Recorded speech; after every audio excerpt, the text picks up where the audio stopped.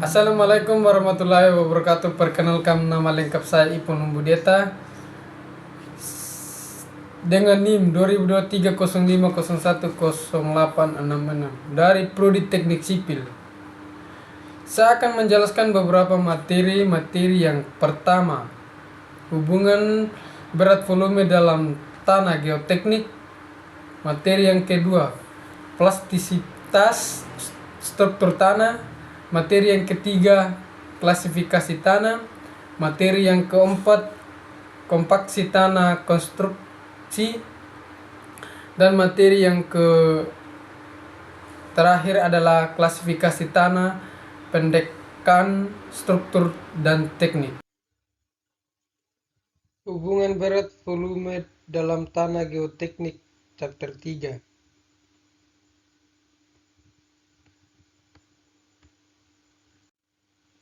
Dalam rekayasa geoteknik, pemahaman tentang hubungan antara berat satuan, porositas kadar air, dan gravitas spesifik tanah sangatlah penting untuk menjamin stabilitas dan keamanan struktur yang dibangun di atas atau di dalam tanah.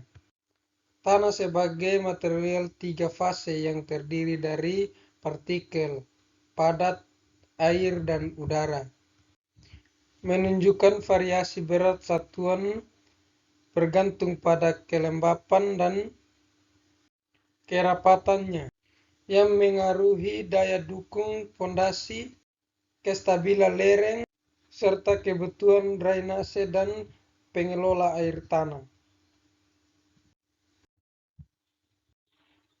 Tujuan: mengetahui dan memahami berat satuan tanah dalam berbagai kondisi kering, lembab, dan jenuh untuk perencanaan desain struktur geoteknik. 2.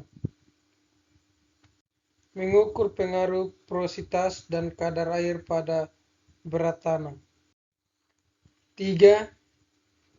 Memilih metode perhitungan yang akurat guna mendukung perencanaan teknik sipil yang aman dan efisien. Cara dan metode hasil. Metode yang digunakan melibatkan langkah-langkah berikut. Pengguna persamaan matematis untuk menghitung berat satuan kering, YD, lembab, Y, dan jenuh, Y1. Pengukuran volume komponen tanah secara langsung untuk mengetahui berat satuan dalam berbagai kondisi. Menggunakan gravitas spesifik tanah, GS, untuk menghubungkan berat satuan tanah dengan komposisi air dan rongga. Manfaat teoritis. Berdasarkan prinsip tiga fase dalam tanah yang memisahkan volume dan berat setiap komponen, padatan, air, udara. Hubungan-hubungan antara parameter seperti rasio void E, porositas N, derajat kejenuhan S, dan kadar air W dihitung menggunakan rumus-rumus dasar. Gravitasi spesifik atau GS diterapkan dalam menghitung berat satuan untuk berbagai kondisi kelembapan tanah, menjadi landasan penting dalam geoteknik.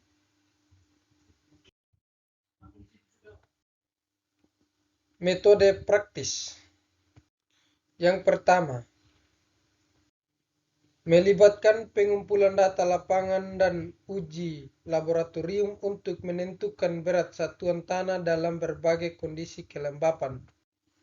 Kedua, analisis volume komponen tanah,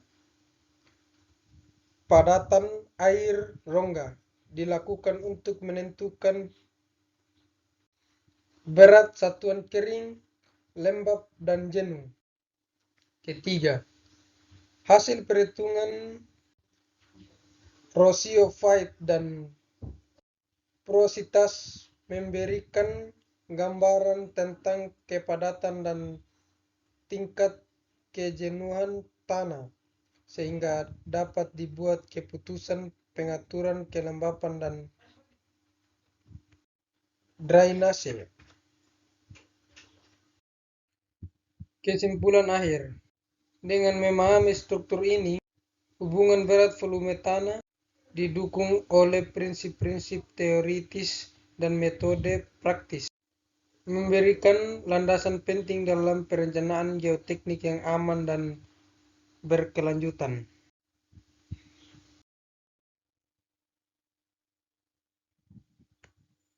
Plastisitas dan struktur tanah, chapter 4.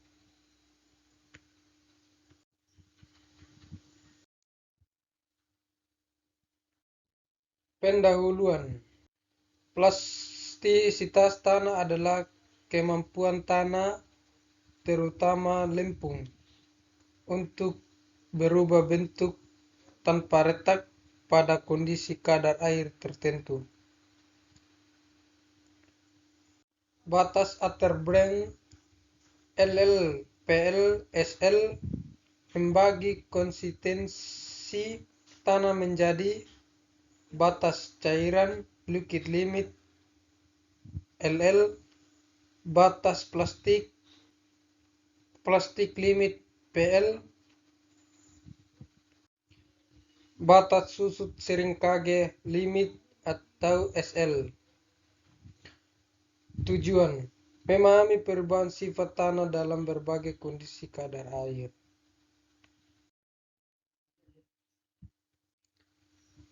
Batas cair liquid limit atau LL. Definisi: kadar air di mana tanah bertransis dari plastik ke cair. Metode penentuan: Casa Grande. Alur tanah tertutup setelah 25 pukulan. Kerucut jatuh penetrasi kerucut 20 mm. Penting untuk memahami konsisten tanah kohesif. Batas plastik atau plastik limit PL. Definisi: kadar air di mana tanah mulai retak saat digulung menjadi benang diameter 3,2 mm. Penting: menentukan stabilitas tanah pada kadar air rendah. Digunakan untuk menghitung indeks plastisitas atau PI.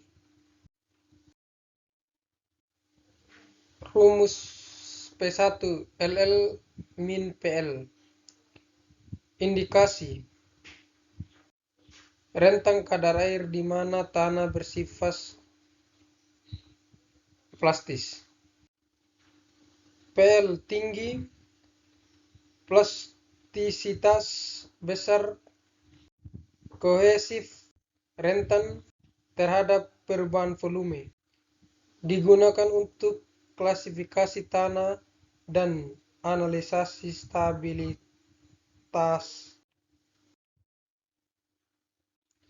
Batas susut seringkage limit atau SL. Definisi: kadar air maksimum di mana tanah mencapai volume minimum.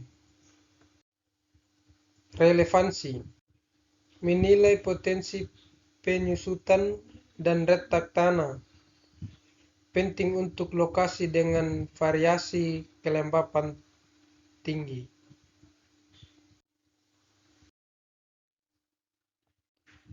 Indeks kelembapan dan kekonsistenan.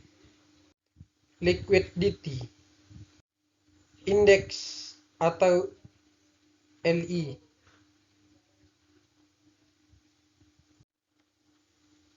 Rumus LI W min PL atau LL min PL mengukur kondisi kelembapan tanah. Konsistensi indeks atau CI. Rumus CI LL min W atau LL min PL mengukur kekuatan tanah.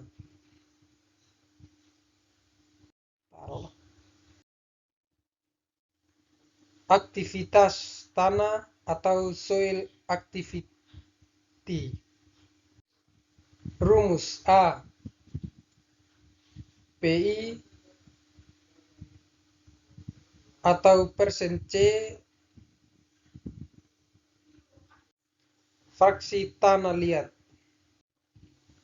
Klasifikasi A 1,25 aktif plastisitas tinggi risiko.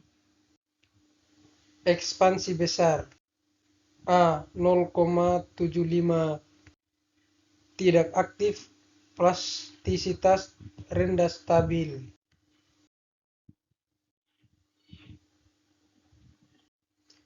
Diagram plastisitas atau plasticity chart, grafik hubungan LL dan PL untuk klasifikasi tanah halus. Fitur garis A memisahkan tanah lempung, clay, dan lanau silt.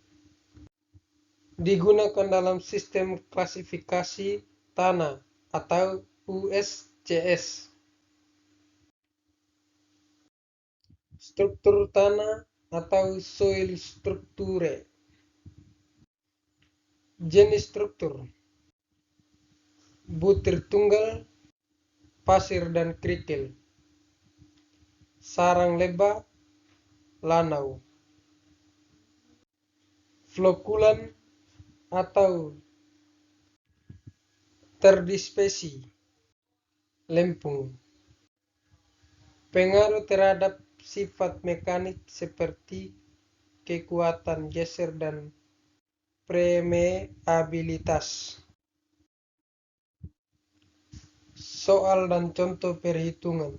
Contoh perhitungan menghitung LL, PL, PI, SL, dan aktivitas tanah. Aplikasi praktis stabilitas lereng, desain fondasi klasifikasi tanah. Klasifikasi tanah chapter 5.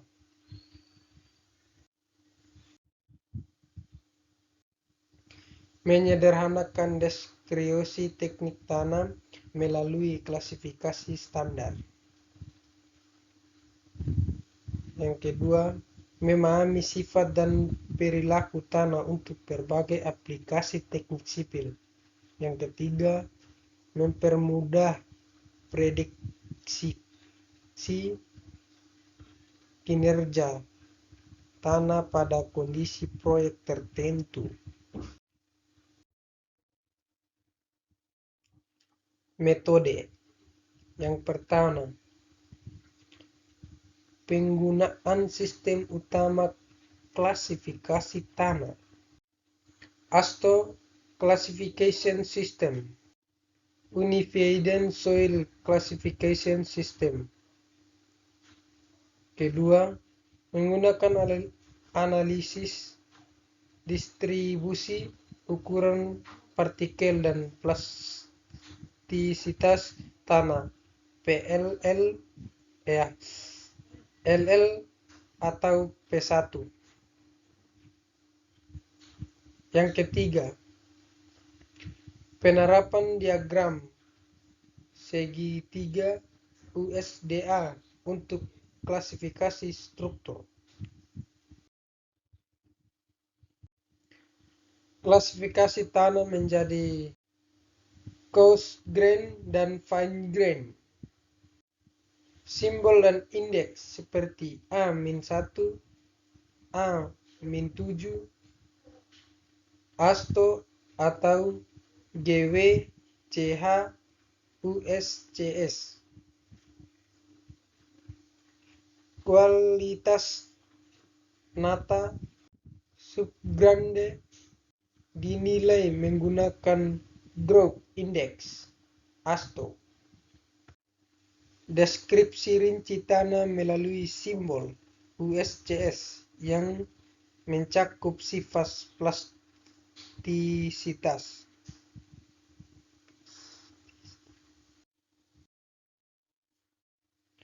Manfaat teoritas: memberikan kerangka standar untuk klasifikasi deskripsi tanah, mendukung penelitian tentang perilaku teknik tanah di berbagai kondisi, mengintegritaskan sifat fisik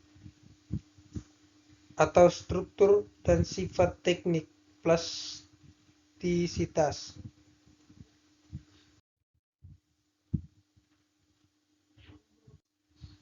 Manfaat praktis: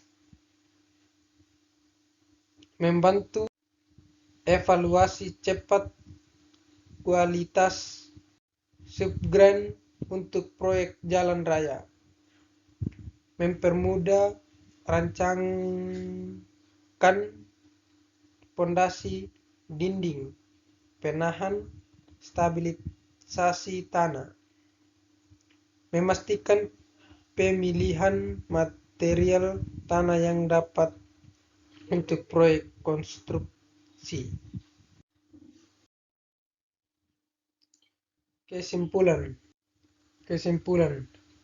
ASTO cocok untuk evakuasi cepat kualitas tanah subgrade. Yang kedua, USCS memberikan deskripsi lebih rinci untuk aplikasi geoteknik.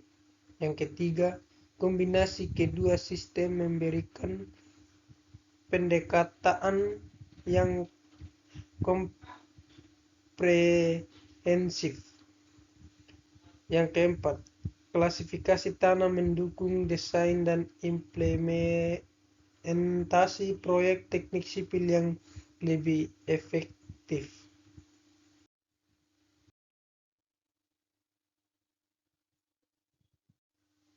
Kompaksi tanah dalam konstruktur, chapter 6.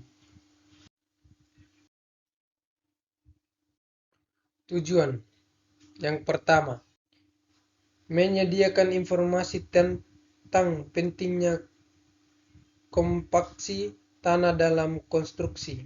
Yang kedua, menjelaskan proses kompaksi tanah dan berbagai faktor yang mengaruhinya. Yang ketiga, mengidentifikasi teknik pengukuran kompaksi tanah di lapangan. Metode: yang pertama, uji proktor untuk menentukan berat isi kering maksimum dan kadar air optimum. Yang kedua, pengukuran kompaksi lapangan menggunakan metode kerucut pasir, balon karet, dan metode nuklir. Yang ketiga, spesifikasi kompaksi lapangan yang mengharuskan relatif kompaksi mencapai 90–95%.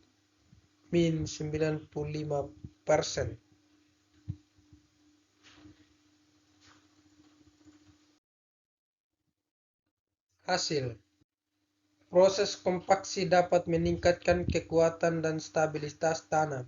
Yang kedua, berat isi kering maksimum dan kadar air optimum diperoleh dari uji proktor.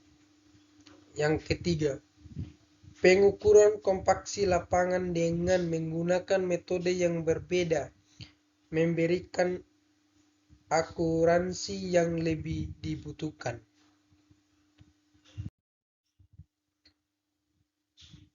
Manfaat teoritis: menambah pemahaman tentang proses kompaksi tanah dan bagaimana berbagai faktor mempengaruhi hasil kompaksi. Yang kedua, memberikan landasan teoritis untuk perencanaan dan evaluasi pemadatan tanah dalam proyek konstruksi.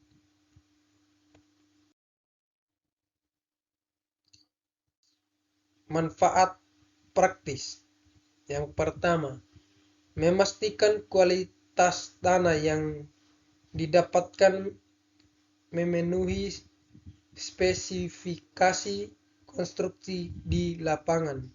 Yang kedua, meningkatkan efisiensi dalam memilih alat pemadat dan teknik kompaksi yang tepat.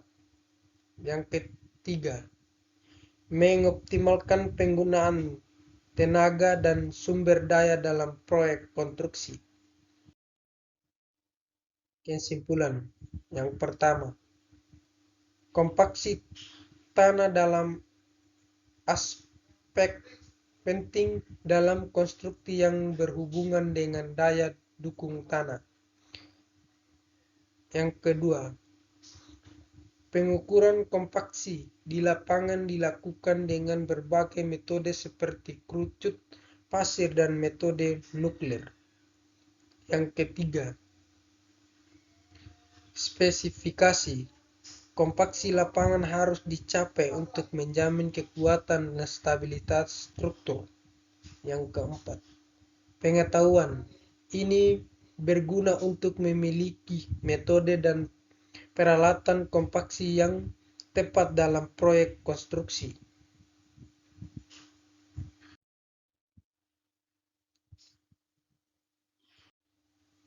Klasifikasi tanah, pendekana, struktur dan teknik, chapter 12. Tujuan: memahami karakteristik tanah berdasarkan struktur dan sifat tekniknya. Menyediakan informasi dasar untuk desain teknik sipil. Yang ketiga, menyediakan informasi dasar untuk desain teknik sipil.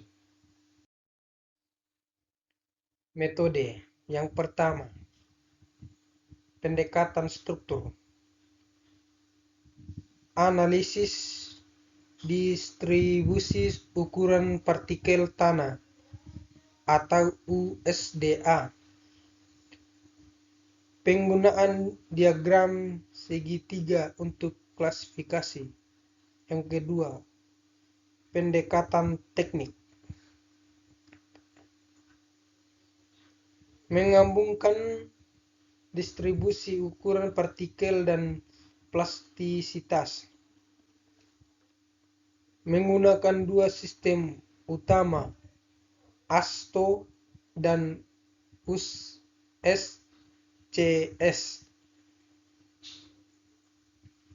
Parameter tambahan batas cairan LL, indeks plastisitas P1 dan lain-lain. Hasil: yang pertama, tanah dapat diklasifikasi ke dalam kategori tertentu, contoh A-1 atau CL. Yang kedua, pendekatan struktur memberikan dasar sederhana untuk deskripsi tanah. Yang ketiga, pendekatan teknik lebih komprehensif dan mencakup perilaku plastisitas. Manfaat teori. Yang pertama, memahami sifat dasar tanah untuk aplikasi teknik sipil. Yang kedua, menyediakan kerangkaan ilmiah untuk analisis tanah. Yang ketiga, mendukung penelitian tentang perilaku tanah dalam kondisi tertentu. Manfaat praktis. Yang pertama, mempermudah evaluasi materi tanah untuk jalan raya atau ASTO. Yang kedua, memberikan data untuk desain fondasi dan dinding penahan tanah atau USCS. Yang ketiga, mendukung pengambilan keputusan dalam konstruksi teknik sipil. Kesimpulan. Yang pertama, klasifikasi tanah penting untuk desain teknik sipil. Yang kedua, ASTO cocok untuk aplikasi cepat seperti jalan raya. 3. USCS memberikan analisis yang lebih kompleks. Yang keempat, pendekatan gabungan memberikan dasar yang kuat untuk aplikasi praktis dan teoritis.